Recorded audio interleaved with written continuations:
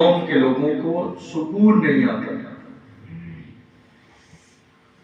حالانکہ صحیح بات یہ ہے، یہ موقع بولنے کا نہیں، خاموش رہنے کا تھا. یہ بولنے کا موقع نہیں تھا، خاموش رہنے کا موقع تھا. میں آپ کو بتاؤں کہ بات میں کیوں کہنے لگا ہوں. آپ کو لگے گا شاید کہ میں اس لائن کا ہوں تو میں حمایت کر رہا ہوں. ایسا نہیں ہے، ایسا نہیں ہے. آپ جہاں بڑے بڑے دارالعلوم چلتے ہیں وہاں جائیے، یا جو دارالعلوم کے ذمہ دار حضرات ہیں ان سے رابطہ کیجیے اور ان کو پوچھیے کہ 5 سال پہلے آپ کے دارالعلوم میں نیو ایڈمیشن ہر سال کتنے ہوتے تھے اور اب ایڈمیشن آپ کے دارالعلوم میں کتنے ہوتے ہیں. وہ بتائیں گے کہ 5 سال پہلے اگر 500 بچوں کے نئے ایڈمیشن ہوتے ہر سال مدرسے میں یا دارالعلوم میں، تو آج کنڈیشن یہ ہے، اعلان کرتے ہوئے، بیان دیتے ہوئے، لوگوں کو موٹیویٹ کرتے ہوئے 100 ایڈمیشن کرانا سال میں مشکل ہو جاتا دارالعلوم. میں جہاں پہنچ رہا ہوں شاید آپ وہاں نہیں پہنچے. آج ایک بڑا طبقہ اس دینی تعلیم سے دور ہوا، اس لیے کہ ہم اپنی اولاد کو اگر مسجد کا امام بنائیں گے تو پوری زندگی وہ لوگوں کے ہاتھوں ذلیل اور رسوا ہوتا رہے گا. لوگ نہیں پڑھا رہے. دور کتنا بدلا. اگر آپ کا ذہن حاضر ہے، سرکار غوث اعظم ایران کے رہنے والے تھے جہاں کی زبان فارسی ہے. علم حاصل کرنے کے لیے مدرسے کی، علماء کی، اساتذہ کی، مشائخ کی تلاش میں نکلے. پہنچے کہاں؟ بغداد محلے. کون نکلا؟ سرکار غوث اعظم رضی اللہ عنہ. وہ دور تھا جب لوگ اپنی طرف سے تلاش میں نکلتے تھے، کوئی مدرسہ مل جائے، کوئی عالم ربانی مل جائے، کوئی اللہ والا مل جائے، کوئی شیخ طریقت مل جائے جس کی نگاہ کرم سے اور جس کی بارگاہ میں شرف تلمذ حاصل کرنے سے اللہ ہمارے سینے کو نور سے منور کر دے.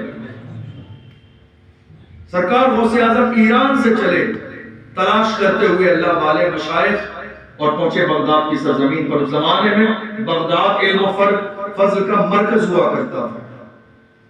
زمانہ بدلتے بدلتے آج حالت الٹی ہو گئی. بالکل آج حالت یہ ہے کہ دارالعلوم کے نیو ایڈمیشن کے لیے باضابطہ 24/36 کا پوسٹر بنتا ہے. نیو ایڈمیشن کا اعلان ہوتا ہے اور اس میں کھانا بھی بتایا جاتا ہے، اچھے اساتذہ بھی، نام بھی، سہولتیں بھی، یہ آپ کو آرام دیں گے.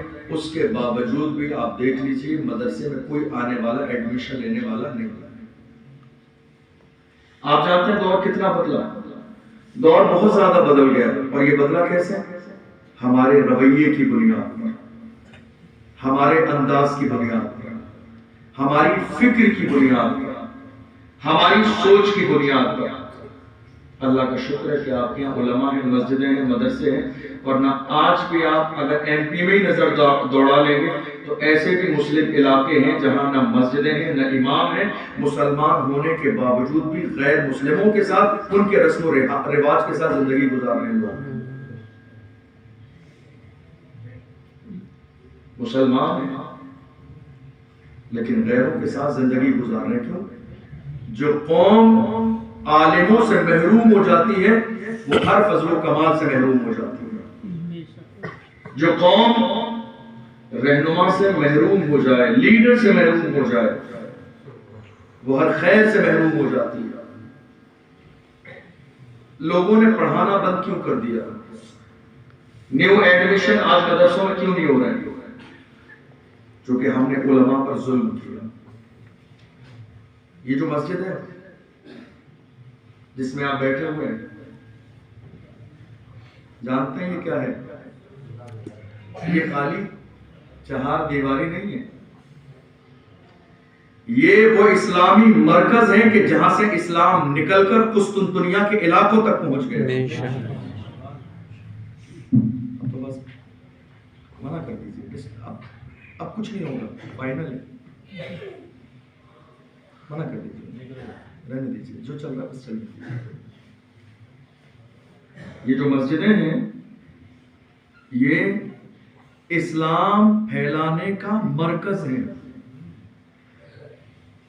مسجد نبوی شریف سے اسلام نکلا، کہاں پہنچا؟ پوری دنیا میں. حالانکہ حال یہ تھا نہ نیوز پیپر کا دور تھا، نہ انٹرنیٹ کا دور تھا، نہ سوشل میڈیا کا دور تھا، کوئی ایسا دور نہیں تھا. لیکن پھر بھی مسجد نبوی شریف کی شان یہ تھی کہ اس اسلامی مرکز سے اسلام پوری دنیا میں پھیل گیا. یہ مسجدیں بھی وہی ہیں، قرآن بھی وہی ہے، حدیثیں بھی وہی ہیں، سب کچھ وہی ہے.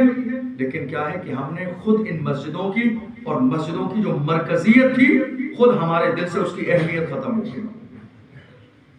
ان مسجدوں سے روحانیت عام ہوئی. ان مسجدوں سے بڑے بڑے اللہ والے تیار ہو کے نکلے. غوث اعظم کہاں سے نکلے؟ مسجد سے. غریب نواز کہاں سے آئے؟ مسجد سے. امام ربانی کہاں سے آئے؟ مسجد سے. سرکار مجدد الفسانی کہاں سے آئے؟ مسجد سے. امام غزالی روحانیت کے امام کہاں سے آئے؟ اس اللہ کے گھر سے، مسجد سے. اور آج ان مسجدوں کا استعمال ہماری اور آپ کی زندگی میں کیا ہے؟ آج ان مسجدوں کا استعمال ہماری زندگی میں صرف اختلاف کے لیے ہو رہا ہے. نہیں صاحب، امام صاحب نے فلاں غلطی کر دی، ہم ان کے پیچھے نماز نہیں پڑھیں گے. نہیں صاحب، مسجد میں یہ نہیں ہونا چاہیے، مسجد میں یہ نہیں ہونا چاہیے. معاف کیجیے گا، میں آپ کی کمیٹی کے لیے نہیں کہہ رہا ہوں، لیکن اپنے تجربے کی روشنی میں کہہ رہا ہوں. آج جتنا ظلم مساجد کے اماموں پر کمیٹی اور محلے کی عوام کی طرف سے ہوتا ہے، اتنا ظلم ہندوستان میں کہیں کسی طرف سے نہیں ہوتا ہے. آپ کو معلوم، یہ علماء اکرام جو ہے آج اگر ممبر پہ کھڑے ہو کے حق بول دیں تو نہ کوئی حق سننے والا ہے، نہ سمجھنے والا ہے، نہ قبول کرنے والا ہے. جن کے ہاتھوں میں مسجد کی نظامت ہے، یہ ذمہ دار ہیں، متولی ہیں، صدر ہیں، سیکریٹری، ان کا حال یہ ہے عوام تو عوام خود کمیٹی والوں کو حق قبول کرنا مشکل ہو جاتا ہے. جمعہ کی نماز کے بعد اگر مسجد میں کسی عالم دین نے قرآن و حدیث کی روشنی میں کوئی بیان دیا، یہ جو آج کے زمانے میں نعرہ لگایا جاتا ہے ایسی تقریر کیجئے کسی کو برا نہ لگے، دراصل یہ جملہ ہی منافقین کا ہے. یہ جملہ ہی منافقین کا ہے، کیونکہ ایسی کوئی تقریر نہیں ہے کسی کو برا نہ لگے. حق بولو گے تو شیطان کو تو برا لگے گا. ایسی کوئی تقریر نہیں ہے دنیا میں کسی کو برا نہ لگے. یہ بھی صحیح وہ بھی صحیح، میرے نبی فرماتے ہیں یہ منافقین کا انداز ہے، یہ منافقین کی بولی ہے، جن کا ایمان سلامت نہیں، جن کی زبانوں پر جو ہے